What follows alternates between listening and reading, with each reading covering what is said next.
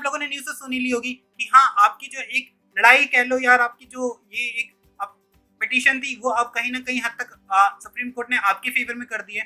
यानी कि कुछ टाइम पहले अभी यूजीसी ने और पीजीसी ने एक पिटीशन फाइल की थी कि एग्ज़ाम्स ना होने की, और साथ में कुछ एक सत्ती सर थे और भी कुछ स्टूडेंट्स थे जिन्होंने ये अपील की थी कि जो सीबीएसई के कंपार्टमेंट एग्ज़ाम्स है वो ना हो। तो सुप्रीम कोर्ट ने उस पे एक्शन लेते हुए ये बोला है कि हाँ, ये एग्ज़ाम्स नहीं होने चाहिए। बाकी उन्होंने अभी 1 हफ्ते का टाइम सीबीएसई को दिया है, जिसमें आप लोगों को एक प्रेजेंटेशन भेजनी होगी उनको।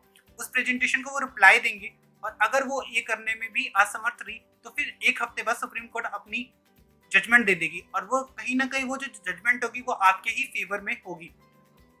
तो ये एक बहुत अच्छी आप लोगों के लिए न्यूज़ है और एक बहुत अच्छी जीत है। मैं यही कहूँगा, मतलब जिन लोगों ने भी ये पिटीशन फाइल की थी और जिन लोगों ने भी ये लड़ाई लड़ी है, उनको मैं कांग्रेचुलेशंस कहना चाहूँगा, और मैं उनको यही एक बात कहना चाहूँगा कि आगे कंटिन्यू करना, और आगे भी जैसे भी किसी भी स्टूडेंट्स को अगर कोई भी दिक्कत आती है तो प्लीज़ आगे आके उनकी हेल्प करें और उनके लिए ये सब करें। क्योंकि अब क्या है कि हर टाइम ये जो सीबीएसई हैं ये सब अपनी मनमानी नहीं कर सकते। अब जैसे कि ये कोरोना इतना बढ़ रहा है, इतना वो हो रहा है, उस सिचुएशन में भी उनको एग्जाम्स कराने की अगर पड़ी है तो ये कहीं न कहीं हद तक गलत है। क्योंकि मैं भी अगर अब देख रहा हूँ तो किसी एरिया में कितने के कोरोना पॉजिटिव निकले, कहीं-कहीं तो पूरी फैमिली कोरोना पॉजिटिव निकल रही है। तो हम सब मिडिल क्लास के ही लोग हैं, और मिडिल क्लास वाले लोगों के लिए ट्रीटमेंट के लिए बहुत दिक्कत हो जाएगी।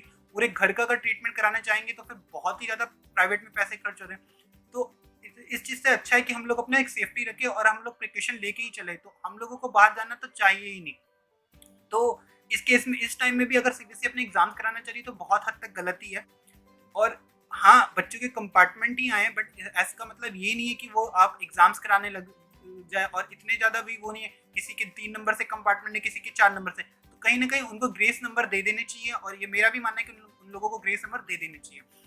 ये बहुत ही एक अच्छा स्टेप है, क्योंकि देखा जाए तो अब जैसे कि काफ़ी कॉलेजेस भी ऐसा कर रही है कि वो लोग फीस जमा करवा रही है, और इसी टाइम में उनको अपने बुक्स भी सबमिशन करवाने हैं। अगर कॉलेजेस के भी ऐसे मैसेजेस आ रहे हैं कि यार आपको अपनी फीस आपको अपनी बुक सबमिट करनी होगी, और उनके डेट और टाइमिंग्स आ रहे हैं, रजिस्ट्रेशंस की नए-नए सेमेस्टर्स की रजिस्ट्रेशन की भी आ रहे हैं।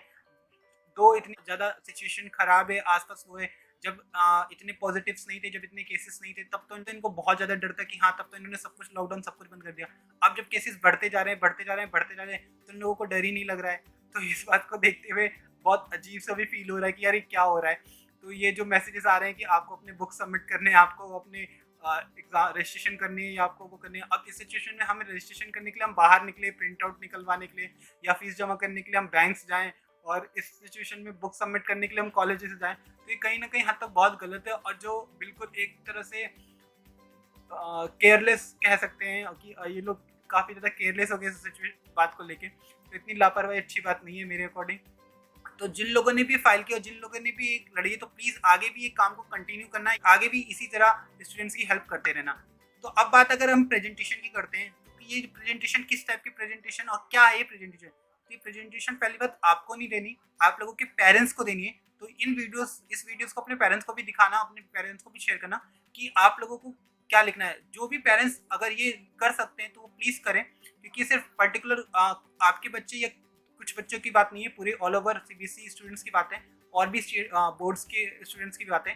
तो उन लोगों के लिए आप लोगों को आगे आना चाहिए और ये करना चाहिए।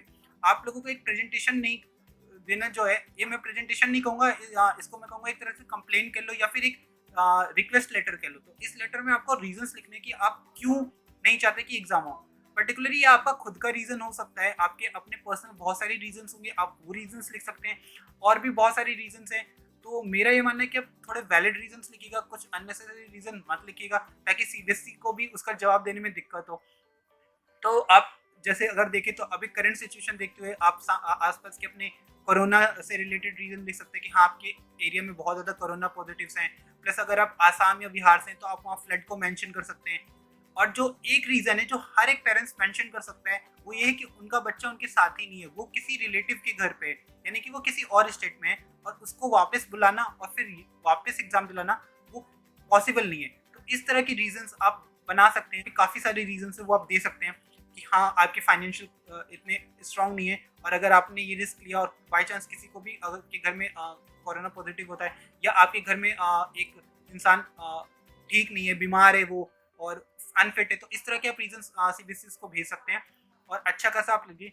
अब बात करते हैं ये जो लेटर है वो कैसे देना है, तो लेटर आप पोस्ट भी कर सकते हैं, साथ में आप सीबीएसई को मेल भी कर सकते हैं।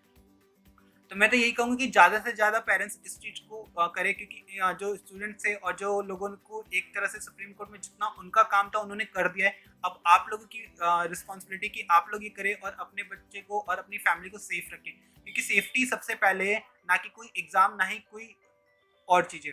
तो सेफ्टी को ध्यान रखते हुए आप इस चीज़ को लेटर को ज़रूर सीबीएसई को भेजें, और ताकि वो लोग इस बात पे अच्छा से अच्छा एक्शन ले और एग्जाम्स को कैंसिल करे, ताकि जो अभी 10th और 12th के हैं, अगर देखा जाए एग्जाम्स होते भी तो सितंबर में एग्जाम्स होंगे, सितंबर में एग्जाम होंगे, तो जो कॉलेज की काउंसलिंग है, जो कॉलेज में जितने भी एडमिशन्स होने हैं वो तो आपके अगस्त में हो जाएंगे, तो फायदा तो कुछ होगा नहीं, आपका पूरा साल वेस्ट होगा। तो उससे अच्छे एग्जाम ही क्यों हो रहा है, तो उस एग्जाम्स को नहीं कराना चाहिए। तो उसको ध्यान में रखते हुए मैं यही कहना चाहूँगा कि ये एग्जाम्स कैंसिल होने चाहिए, बच्चों को ग्रेस मार्क्स ही दे देने चाहिए, और साथ के साथ ही इससे ये भी एक फ़ायदा होगा कि अब आप आगे अपने नेक्स्ट क्लास की तैयारी कर सकते हैं।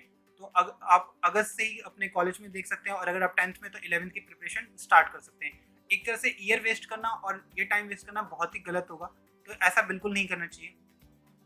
तो अब मैं और यही कहना चाहूँगा कि ज़्यादा से ज़्यादा लोग प्रेजेंटेशन लिखें, और अगर आपको कुछ भी मुझसे पूछना है तो आप मुझे कमेंट बॉक्स में कमेंट कर सकते हैं, साथ में हमारा फेसबुक पेज वीरेंद्र डिकोर का ज्वाइन कर सकते हैं, या आप मुझे इंस्टा पे भी मैसेज कर ही सकते हैं। लिंक मैंने सारे डिस्क्रिप्शन बॉक्स में डाल रखे हैं, और अगर कोई भी दिक्कत है तो आप बता सकते हैं। तो आज की वीडियो हम यही एंड करते हैं। तो stay healthy, stay safe and stay strong.